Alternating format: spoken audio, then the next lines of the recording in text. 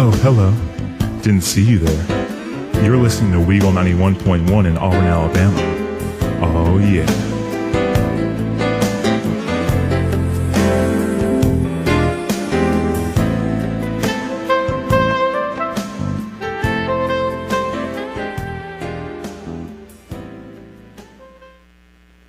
Good afternoon and welcome to National Sports here on WEG on 91.1 FM in Auburn, Alabama. Happy final day of class, everybody. I know you're excited as I am to just get the finals out of the way and go home on that Christmas break for about 6 weeks. We all need it. We're all tired. We're just all ready to give up, if I can use that word. I know I'm ready to give up in some of my classes. But that's not what this is about. This is about sports. This is all we're about. And we're big on college football here on National Sports. So, first things first. And let me apologize for cutting off that song. I'm sorry. I'm so sorry to cut off that song. I felt actually kind of bad for the people listening. But, first things first, Auburn football in review. Wow, so 6-6. It didn't go to plan. Obviously, I don't think anybody expected this kind of year.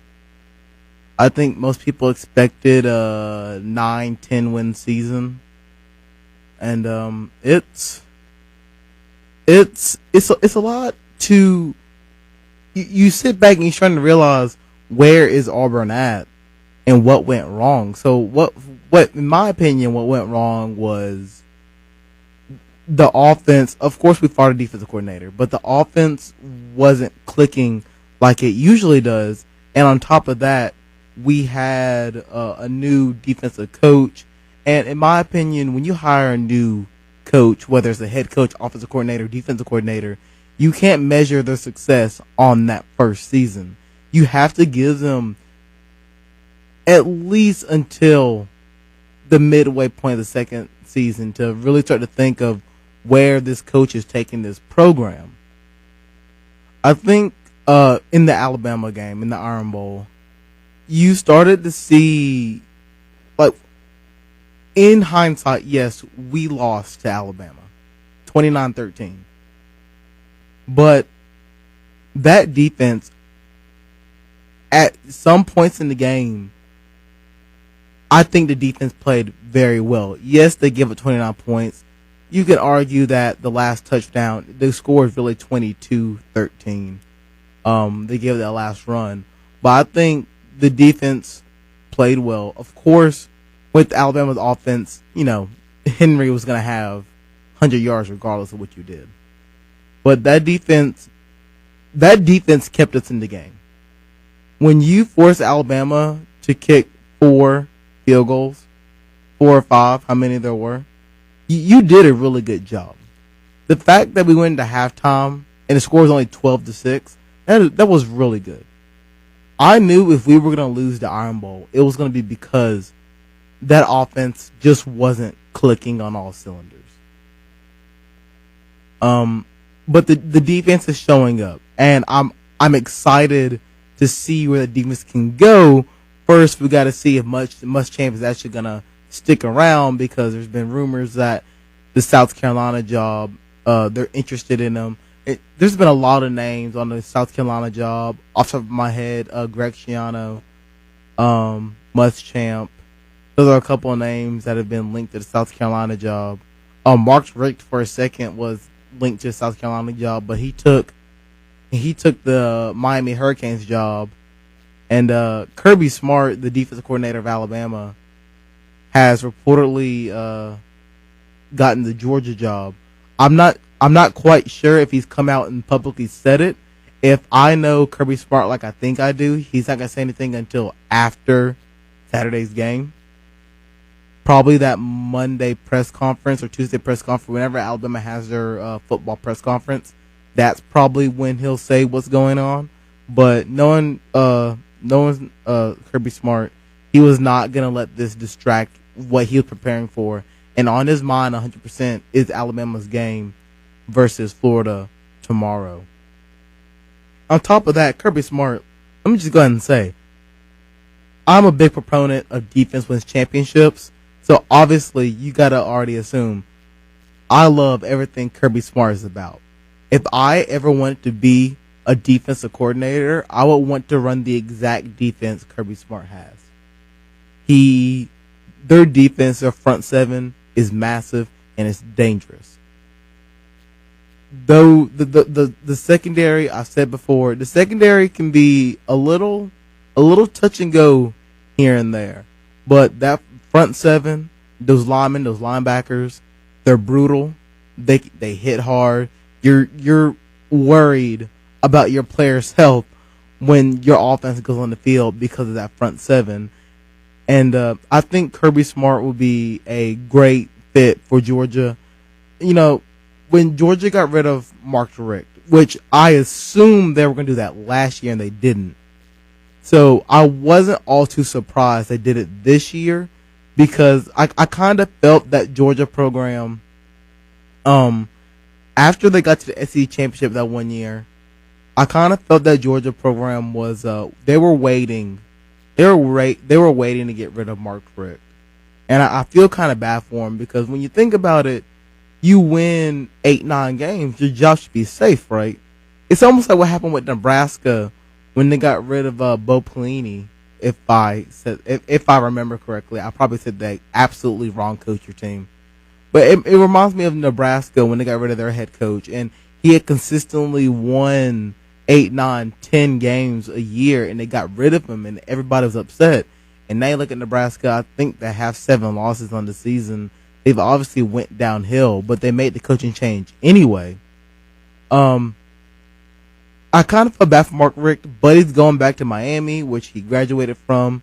So he's kind of at home, even though he's been in Georgia 15 years. He's kind of at home with Miami. I think he'll like the job. I think Miami will appreciate him. That was a good hire. And for Georgia, getting rid of Mark Richt after a kind of season like that, it's almost like you have to have a good hire. There was no other, like, if you were to hire like some offensive coordinator from some Pac-12 team or Big 10 team or Big 12 team or defensive coordinator, like people would have doubted your decision making. But Kirby Smart has been sought after for so many years for his defense, because if there's one thing Alabama's known for, one, their running backs, but two, their defense. Those are the two big things. And Kirby Smart has been he's been a vital part of Alabama's national championship reign these past couple of years. So I think Kirby Smart was probably, it made me think that Georgia knew what they were doing. When they got rid of Mark Richt, I was like, I'm not sure they know what they're doing. And then they hired Kirby Smart, which I assume that they thought they could get him from the get-go, and they got him. So it worked out for them. So Georgia got their guy, Miami has their guy. So they're both happy. So we'll see where it goes. I'd love to see what Kirby Smart could do as a head coach. So I'm really excited to see where Georgia goes from there. So I totally got off track. Back to Auburn. So is this year just a slump or is it something more? Well, it's kind of hard to look at it that way as just a slump, because it was weird how the offense ran this year. What's the best way to put it? It seemed as though Auburn's, when Gus Malzahn came to Auburn and implemented that offense, it was really heavy on a dual threat quarterback that could beat you downfield and a running game that was top of the line in the country. We get to this year and the running game got going. Like there were spurts of a running game. There were some games we just couldn't run, and there was games we ran all over the place. But my biggest concern about the offense this year was the way they utilized the quarterbacks. Obviously, you have Jeremy Johnson, who was a Heisman contender going into the year. And then you have Sean White, which was the backup, who ended up getting the job a couple of games in. So the question becomes, well, what do you mean the offense wasn't built toward them? And I feel like Jeremy Johnson and Sean White both were capable of running the ball. They were capable of being a dual threat option. And yet the offense, even though we did a lot of read option, it felt like, and I know when you read the option, you got to go whichever way. If the defensive end pinches towards the quarterback, you give the running back the ball. If he pinches toward the running back, quarterback keeps it. But it felt like they were just going to give the ball to the running back regardless, so defenses knew what they were doing. There was no threat that Jeremy Johnson or Sean White were going to run the ball.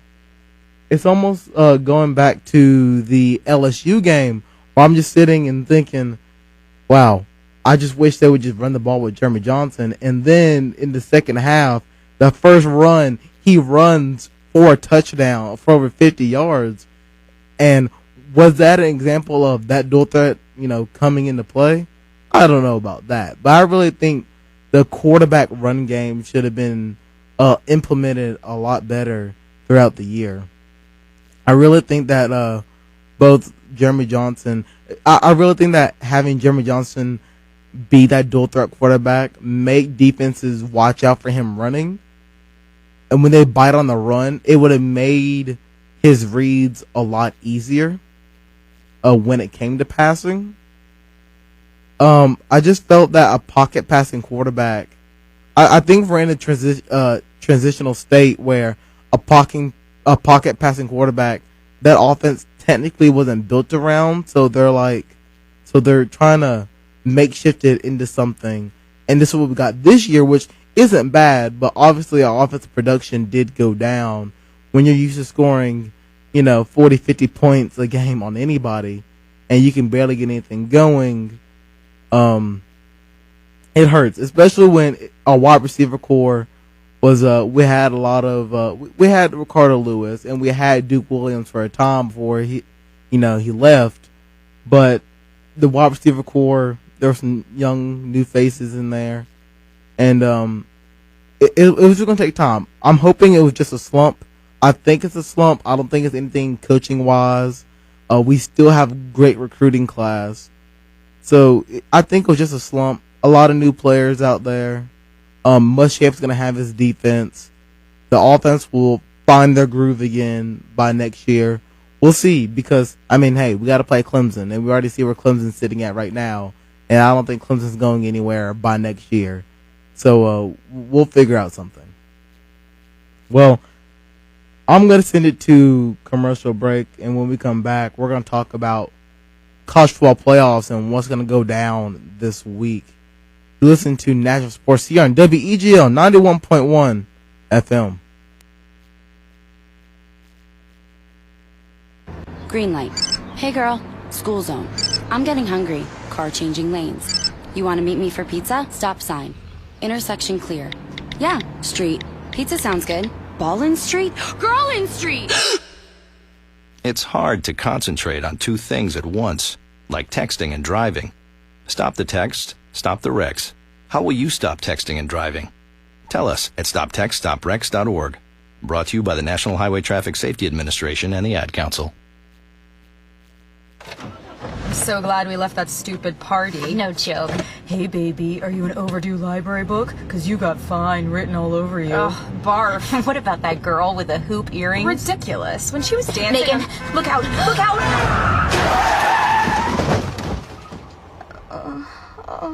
Oh my God, Becky. Becky, are you okay? My arm. I think it's broken. Can you bend it? It's already bent. In the wrong direction. I can't believe this. I'm so sorry. I only had a few drinks. I was just buzzed. Really? Just buzzed? Yeah, I swear. Well, in that case, my arm is fine. Ah, that's better. You're really okay? You're serious, Becky? No, genius. I'm not serious. Ow! My arm, it hurts.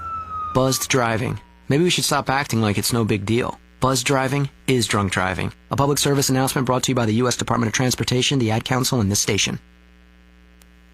And welcome back to Natural Sports here on WEGL 91.1 FM. Just a couple of updates from Bleacher Report Team Stream. If you do not know, breaking at about almost exactly an hour ago, actually, Marlins officially named all-time Major League home run leader Barry Bonds as hitting coach. That has been hinted for a couple of weeks now. A couple of days now. Eastern Carolina University, who went 5-7 this year, announced that head coach Ruffin McNeil has been fired. He had a 42-34 record in 6 seasons, and he was 8-8 in the American Athletic Conference since 2014. Back to Major League Baseball, the Mets announced that general manager Sandy Alderson is battling treatable cancer and will miss the winter meeting, so we hope he gets better. And in the NBA, you probably got an update if you have some sort of sporting app about Kobe being on the Mike and Mike show this morning. And I think he mentioned this a couple of days before also, that NBA Kobe Bryant says that he would love to play in 2006 Rio Olympics, and hopefully I've got to listen to my body. So that's a couple of updates from Bleacher Report Team Stream. And now into my favorite part, 4 and out. First 4 teams, in my opinion, into the college football playoffs, and the next 4 teams out. So number 1, and staying at number 1, for me at least, is Alabama. And after them, Clemson. And I see a lot of people, like when I mention I have Alabama at 1, people kind of give me the side eye, you know what I'm saying? Like, to me, it's not as big of a deal if I have Alabama over Clemson, because all it is just switching teams. You know, it's just switching spots. I just think in a head-to-head matchup, Alabama would beat Clemson. So I think Alabama's the better team. Alabama at 1, Clemson at 2. I'm not upset of the people who have Clemson at 1 and Alabama at 2. You know, I mean, that's not wrong. It's just opinion. You know, the actual rankings, the committee, the cultural playoff committee, they have Clemson at 1. I don't think it's a bad choice. You know, it's just opinion. It's just, in my opinion, I just think Alabama's the better team. So they're at 1. Not saying Clemson being at 2 is bad. If you're number 2 in the country, that's not bad. You know, especially since it's a 4-team playoff, you really shouldn't even care if you're 1 or 2. Just say you're in the playoffs should matter. I have Alabama at 1, Clemson 2. I have Oklahoma at 3. I agree with the committee. I think Oklahoma's a very good team. I think Baker Mayfield, in my opinion, along with along with Deshaun, I don't know why I was thinking Taj Boyd for some reason. That's so long. That was a couple seasons ago. Deshaun Watson, up there with Deshaun Watson for Clemson. I think those 2 are my leading candidates for Heisman this year. Going into the season when I found out Trevor Knight wasn't playing for Oklahoma, thought about it and I was like, Trevor Knight's not playing. You know, he was the Oklahoma quarterback last year. And then over the season, I just see Baker Mayfield doing his thing, and the guy's a stud. You know, he's gonna be future NFL quarterback. That may be, you know, a little just jumping out there, but I see a lot of potential in him. I mean, the guy is just, I mean, he goes out there and he plays ball. Like Baker Mayfield, probably one of my favorite quarterbacks in college football. Connor Cook from Michigan State being another. And speaking of Michigan State, guess who I have at number 4? You guessed it, Michigan State goes Sparties. You know, I talked about for so long how they would upset Ohio State, and by goodness, I got it. So I don't look like a complete fool when I said that all the way back in August, September, in the first episode. So Michigan State at number 4. Don't worry, Iowa fans, you're at 5. And to me, this is another one that doesn't really matter where you sit at. Whether I have Michigan State at 4 or Iowa at 4, guess what? They're playing each other this week. it doesn't really matter who is where at this point. It doesn't really matter who's where. You know, in my opinion, I just think Michigan State is the better team. And before I would agree that I was a little skeptical of Michigan State, and I said it before the Ohio State game. Michigan State has ran into some injuries. They struggled. They don't look as good. They did drop the Nebraska game, which, I mean, granted, Nebraska's better than what the record says they are. They lost. They only had like 4 wins on the season. They're sitting at 4-7 right now. But Michigan State's game against Penn State really opened, like, they really helped their case in me being skeptical. 55-16 on a decent Penn State team. I think Michigan State is almost back to where they were in the beginning of the year, which was a playoff contender. I think they're there. So we'll see against Iowa. Number 6, Ohio State. Ohio State's there, sitting at number 6, mostly because of the game against Michigan. Now, here's one thing about Ohio State. If they would have won like they did against Michigan, if they would have looked like that for at least half of the season, I wouldn't have doubted them as much as I did. They looked utterly, like, they looked sloppy. They didn't look like a national champion. They didn't look like a champion looking for a repeat. You know, they slid. I mean, and it's one thing to win a sloppy game and get by, but when you're doing that consistently week after week, and your offense is barely producing anything, you know, it's eventually going to catch up to you, and it did with the Michigan State game. It did. Of course, you can say they didn't give Ezekiel Elliott the ball enough, and there's that whole conversation. But if they would have played like they did against Michigan, I would not have doubted them for a second. But it bit him in the butt, and the sad part is you lost that game against Michigan State near the end of your season. And I was sitting here, and I was talking to Noah, who, you know, he does the show GH Sports here on WEGO 91.1. And I was talking to him, and I told him, you know, the 2 things about college football. A, people don't remember how you start, they remember how you finish. Which, if you remember last year, Ohio State lost to Virginia Tech, right? Second game of the season. And Virginia Tech ended like 6-6 last season, if I'm correct. It's not like Virginia Tech won 9 or 10 games that year. They were a fairly average team. But Ohio State lost to them, but won the rest of the games pretty convincingly, and that's why they got into the top 4 at number 4. Because people remember how you finish. Some people remember how you start, but when you finish strong, people are going to realize that. So, obviously, if you lose toward the end of your season, that's going to hurt you even more than it does if you lose it in the beginning. A great example of that is going to be North Carolina. It's going to be really interesting to see what happens if North Carolina beats Clemson. And later in the show, I'm going to go into the scenarios for each team to get into the college football playoffs, and North Carolina is one of them. But remember, North Carolina lost to a South Carolina team that has underperformed a lot this year. And they lost to a bad South Carolina team. Yet, if they can go 12-1 and beat Clemson in the ACC championship game tomorrow, like, how much is that South Carolina loss gonna hurt their chances?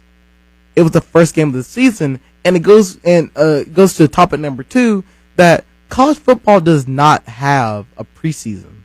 It's really hard for players to get a feel of a game in the first couple of games, you know.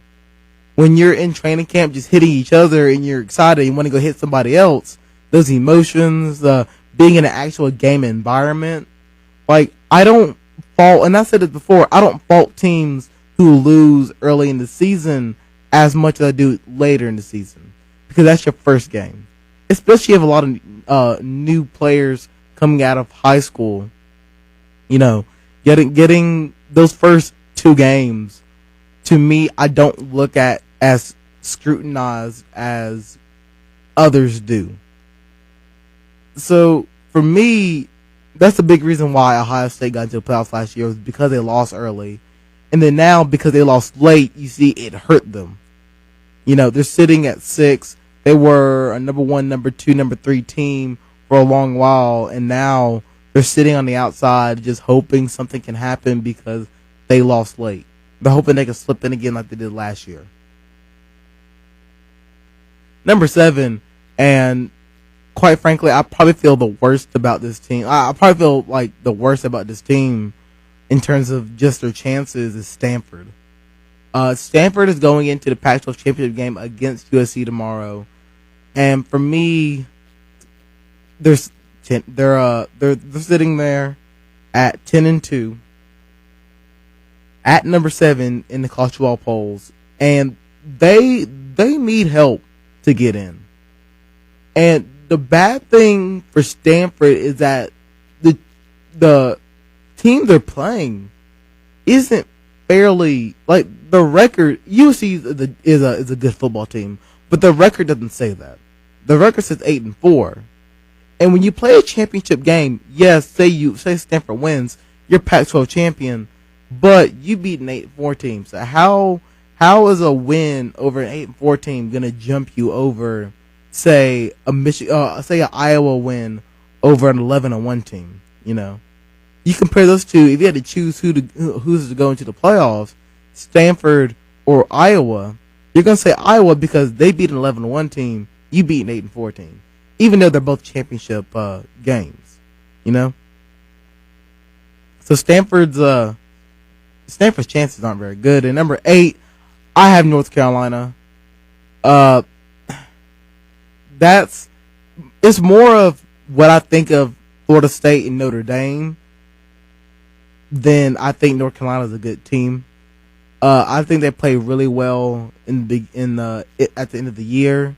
I think with Florida State and Florida State and Notre Dame, they lost in the end of the year, kind of, against some good teams. So I kind of like bumped them back a little bit and put North Carolina up there.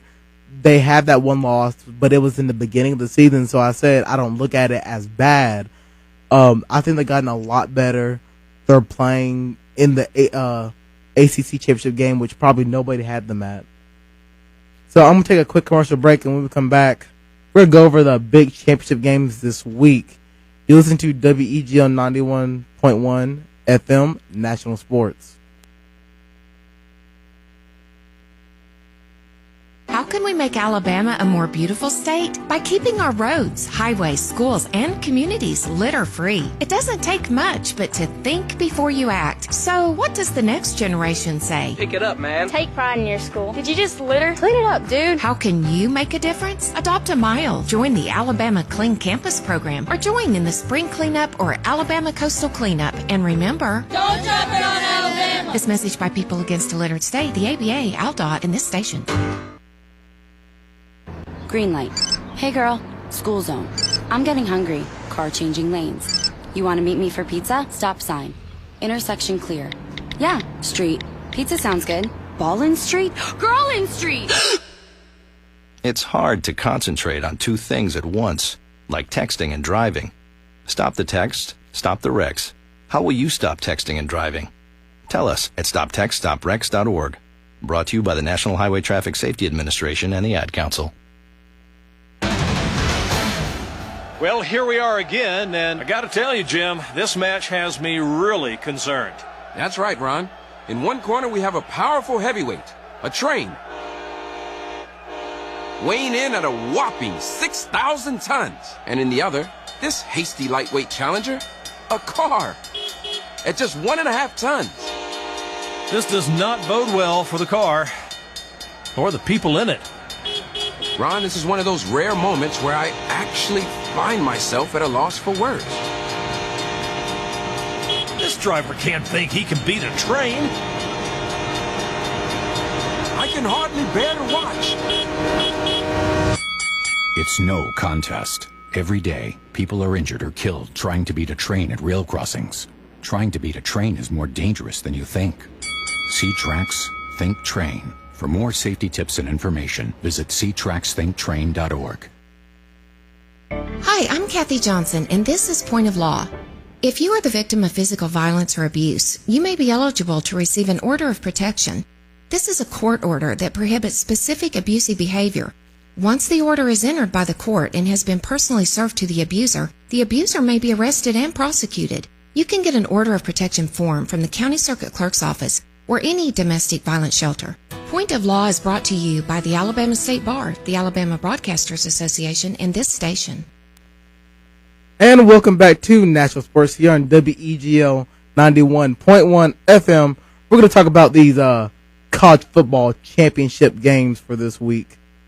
So, one tonight at 8 o'clock, and like always, I have 8 o'clock, but, Eastern time. So, for you guys, it'll be 7 o'clock Central. 8 o'clock, we'll just stay on Eastern time, you get it. 8 o'clock, Bowling Green versus Northern Illinois. Bowling Green coming in at 9-3, and Northern Illinois 8-4 in the Marathon and MAC Championship.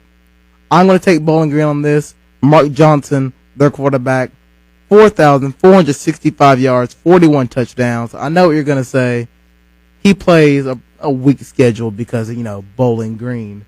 But this guy knows, come on, let's be honest. If he transferred to Auburn, you all got to be hooting and hollering right now. This guy knows how to throw the ball. Saturday at noon, Conference USA Championship.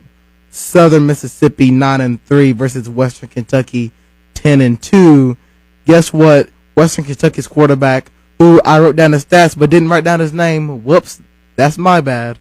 But their quarterback has 4,184 passing yards and 42 touchdowns. So there's another quarterback there. They really knows how to rip the ball downfield. So I'm going to take Western Kentucky in this game. 7:30, the Sports Authority Mountain West Championship. Air Force at 8-4 and San Diego State at 9-3. I'm not gonna lie to you, I have absolutely no idea about any of these teams. So I'm just gonna go San Diego because they have the better record. And that's it. The Pac-12 Championship game. Okay, let's get into these.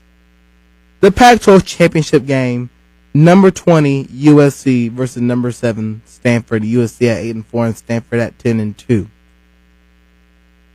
I'm going to pick Stanford because I think Christian McCaffrey, go ahead and put down on paper, he's going to have 150 yards rushing.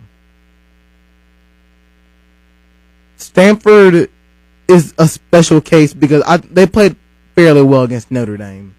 And USC, I just think their defense... I think their defense has been it concerned me a little bit throughout the season, here and there, especially in the beginning of the season. But they got better late. But their defense still concerns me. They dropped a couple games because of their defense. So I think Stanford's going to get the win right here. Especially with a lot on the line Stanford's playing for. Like USC, they're 8-4. They're playing for the Pac-12 championship. But nothing really else after that other than a nice, decent bowl game. Whereas Stanford, if they can get a big win right here, especially by more than 15 points, that puts them in a nice spot to get into the college football playoffs. Of course, they're going to need help, and I'm going to go over that soon. But I think that gives Stanford a little bit more motivation to come out and get this victory. The American Athletic Conference Championship, the AAC, number 22, Temple, sitting at 10-2, playing number 19, Houston, 11-1, and I'm going to give Houston the win right here. I think Houston, the way they played against Navy, and I think Navy is probably one of my favorite teams for the year because of the way they played. I like their running offense.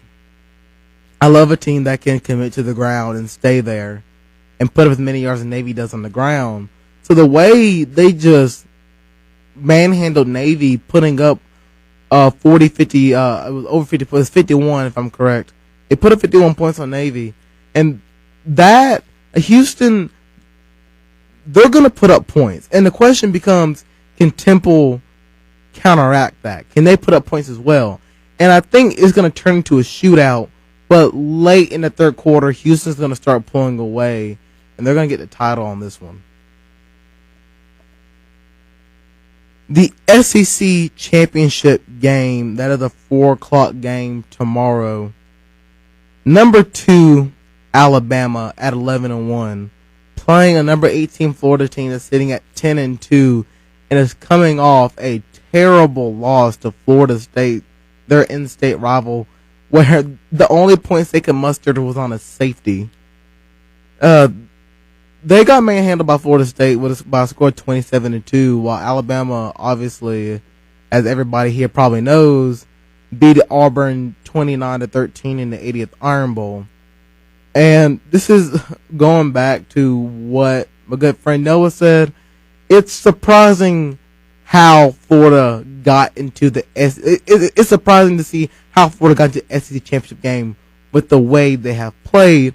People will make the argument, well, if they still had Will Greer, well, if any team could say, well, if we done this, we done that, we would have been a lot better. Florida's chances, Alabama's favored by 18 points the last time I checked this morning during class. Florida's chances are just not very good. And I just see this game being over at halftime, to be quite honest. Derrick Henry is Florida's defense, I'll give them that. Florida has a good defense. But when your offense doesn't produce at all, like Florida has done, that defense can only go so far. And I think Alabama is just going to put pressure on the Florida defense until it cracks. And that's going to be toward the end of the second quarter. And by the time when it reaches halftime and that score comes up, you're going to notice, yeah, this game's probably over and I should try to find something else to watch. Because Alabama's just going to dismantle this Florida team. And I wouldn't be surprised if Alabama wins by more than 25 points. That's my prediction right there. The Big Ten Championship Saturday, 8 o'clock. Number 4, Iowa, undefeated, playing number 5, 11-1, Michigan State. Those are my boys up top in Michigan. I love them to death, and I hope they get this win because I'm picking them right here. I think Michigan State is just a better team than Iowa. That's nothing against the Hawkeyes in general. They're undefeated, and I congratulate them for that.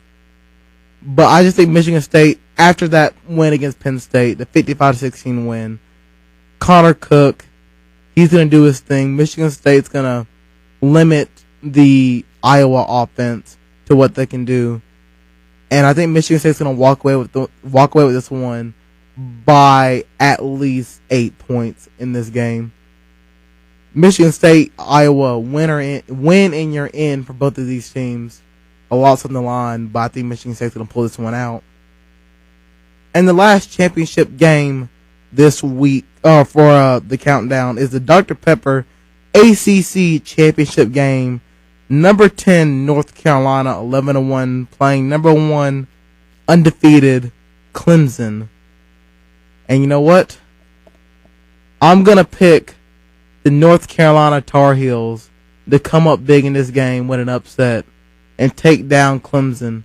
I'm liking what North Carolina's doing on the offensive side of the ball. We got to see what their defense can do. But Clemson, I've been a little skeptical of what they've been doing the past couple of weeks. It was the South Carolina game that made me realize that maybe they're not as perfect as I thought they were. They have some vulnerabilities that South Carolina showed that they had, and let's be honest, South Carolina does not really have an offense, but South Carolina was able to get 32 points on Clemson, and South Carolina was able to get some turnovers.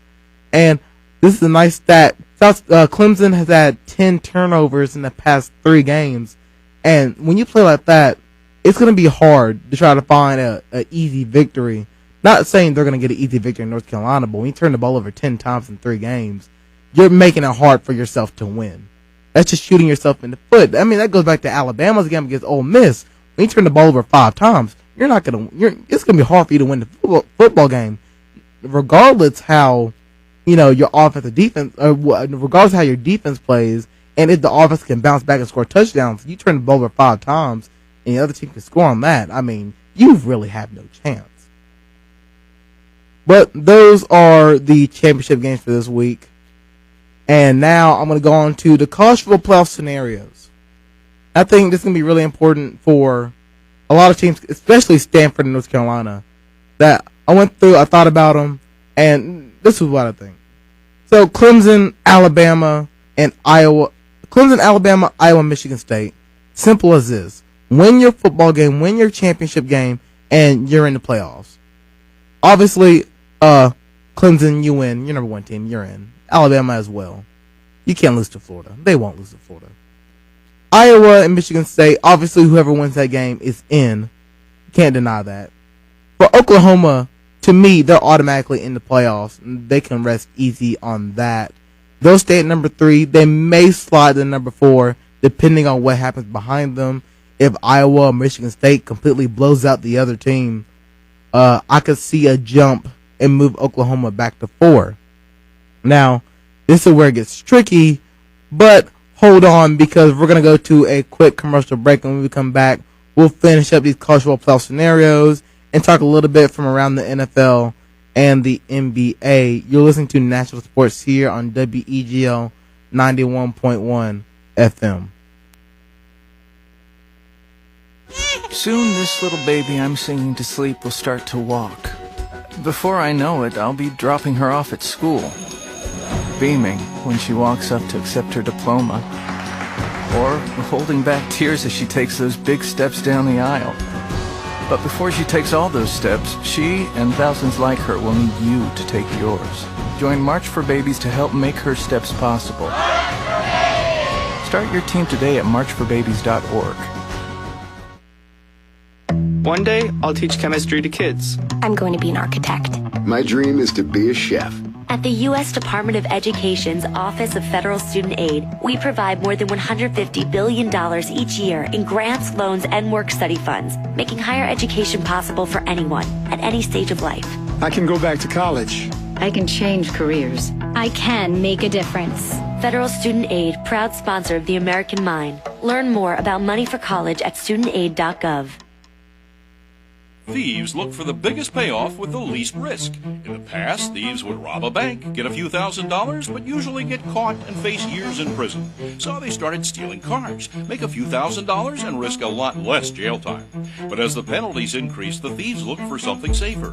Why risk years in jail for a few $1,000s when you can steal a truckload of cargo worth hundreds of thousands of dollars and have very little chance of getting caught or going to jail? Cargo theft has become a major problem in the U.S., and the National Insurance Crime Bureau needs your help to put a stop to it. Stolen cargo adds to the cost of merchandise, food, and transportation, and buying stolen goods over the internet or on the street corner is risky and dangerous. Stolen food or pharmaceuticals can pose a real health hazard. If you know something about cargo theft or stolen goods for sale, call your local police or call us at 1-800-TEL-NICB. A public service message from the National Insurance Crime Bureau. Well, here we are again, and I got to tell you, Jim, this match has me really concerned. That's right, Ron. In one corner, we have a powerful heavyweight, a train, weighing in at a whopping 6,000 tons. And in the other, this hasty lightweight challenger, a car, at just 1.5 tons. This does not bode well for the car or the people in it. Ron, this is one of those rare moments where I actually find myself at a loss for words. This driver can't think he can beat a train. I can hardly bear to watch. It's no contest. Every day, people are injured or killed trying to beat a train at rail crossings. Trying to beat a train is more dangerous than you think. See Tracks, Think Train. For more safety tips and information, visit ctracksthinktrain.org.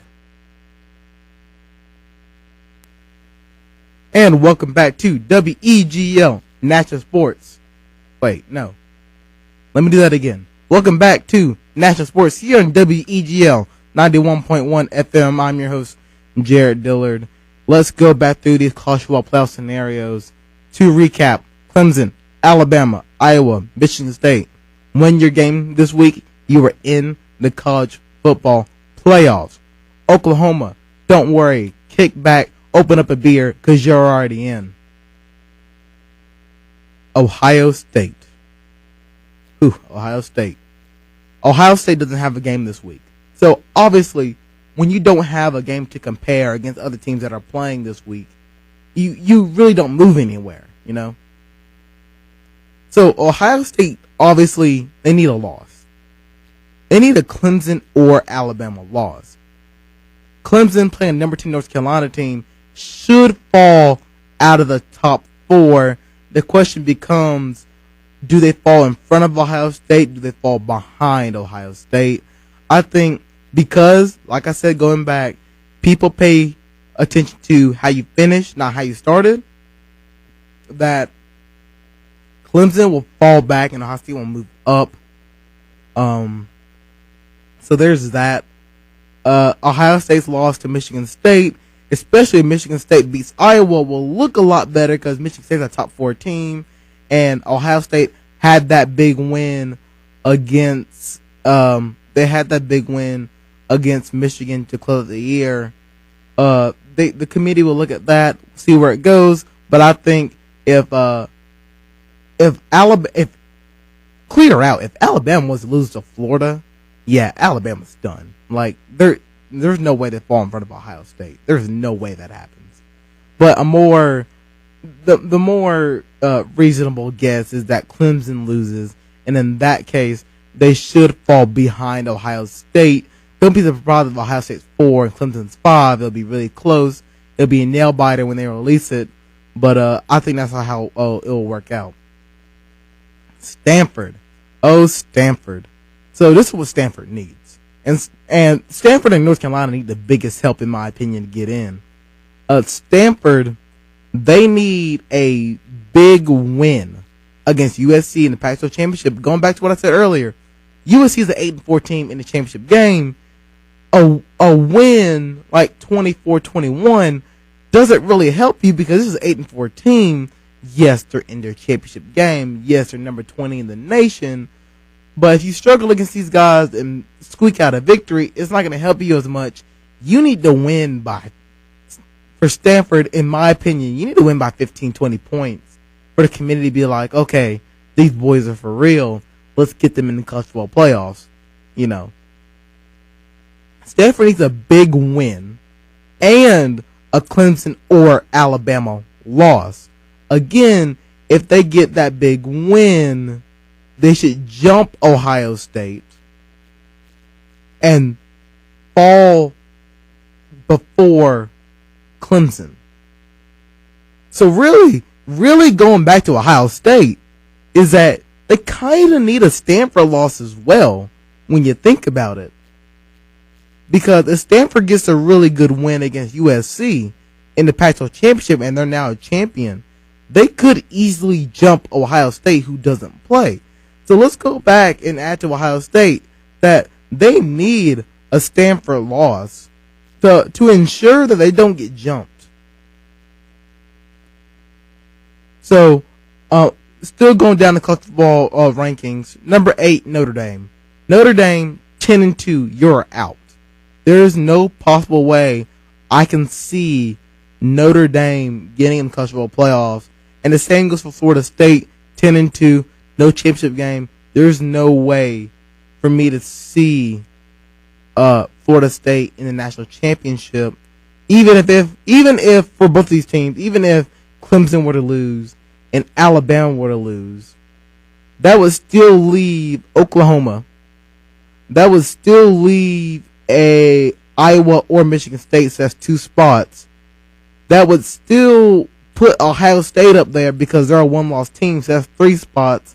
And a Stanford win would ensure Stanford gets in, so that's the 4th spot.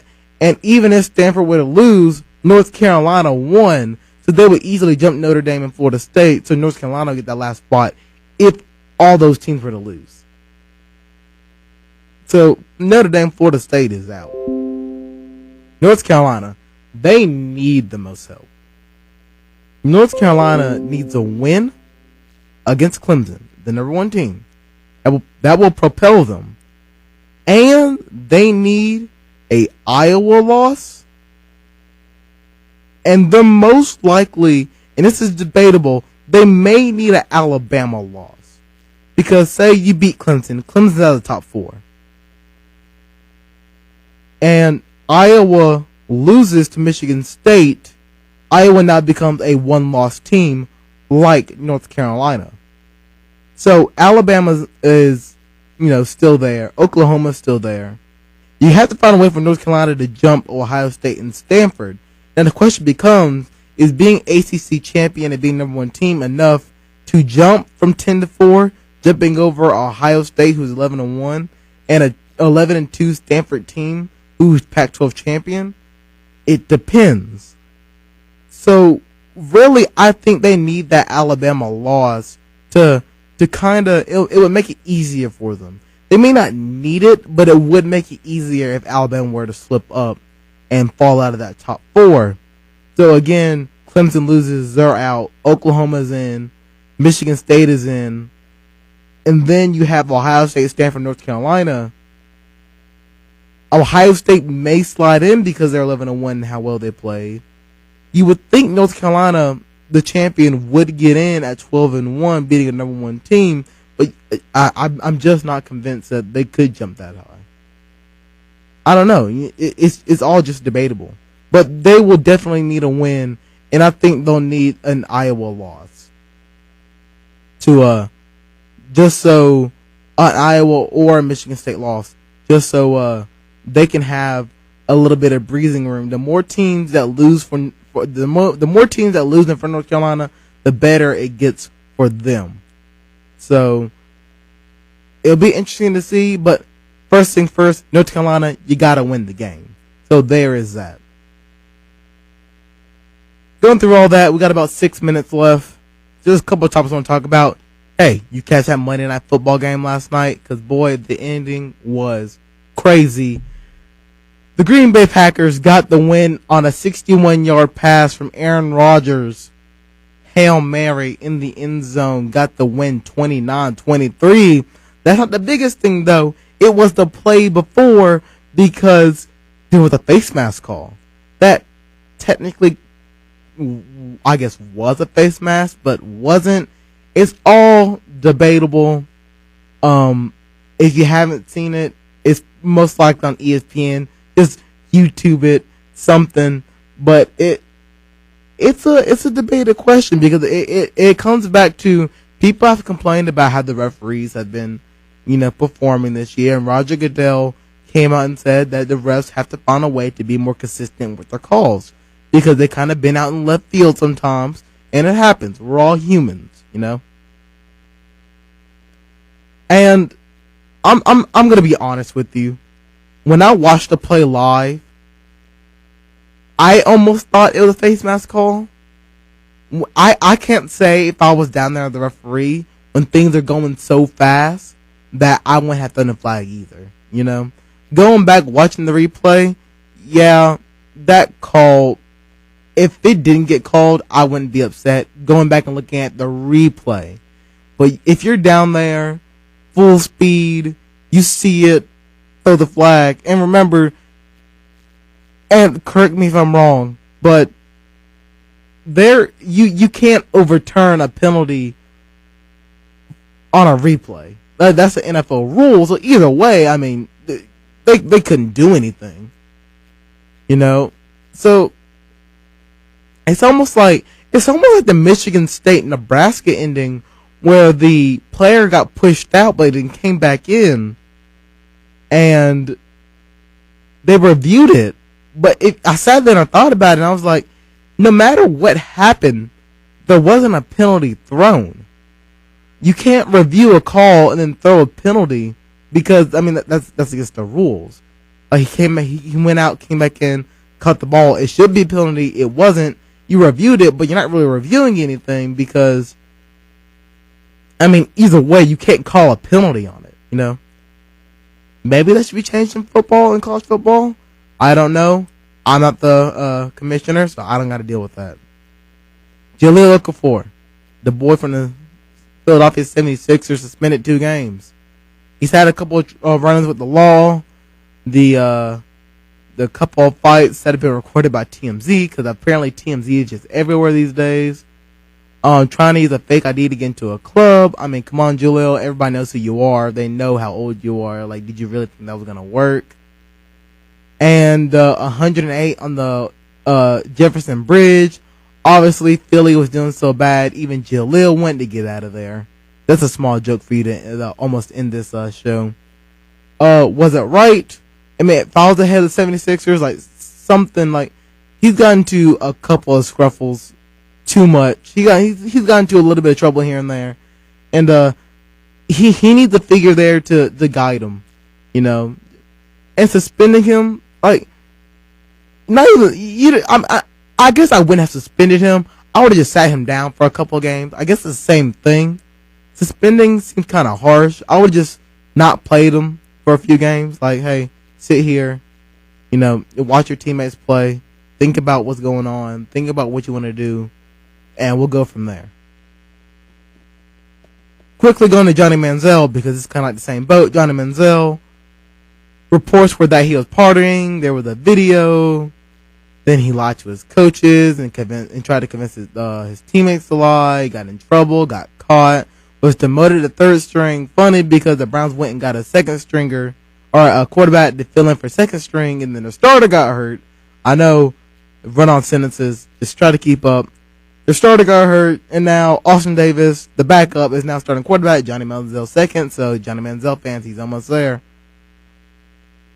What I think about Johnny Manziel, it's one thing, like, I agree with the people saying that, you know, he's an adult, he can do what he wants. I agree. But you lied to your coaches. And that's the ultimate betrayal in my eyes. If I was a coach and had a player lie to me, I'm not sure if I could trust him again. Like, if there's one thing as a coach, always tell me the truth. And if you can't do that for me, then I'm not sure how much trust I can put in you as a quarterback. That's my thoughts. And that's going to end the show. The last show of the semester. 14 episodes strong. I'll see you guys when we get back, you know. Have fun on your finals. Don't stress out over it. Time to chill during Christmas. Get your presents. You know, get ready for the next semester, because, hey, for you seniors, only one semester to go. For you freshmen, now you know how college is like. That's going to do it. You've been listening to National Sports here on WEGL 91.1 FM. I am your host, Jared Dillard. So long, farewell, and I'll see you again one day.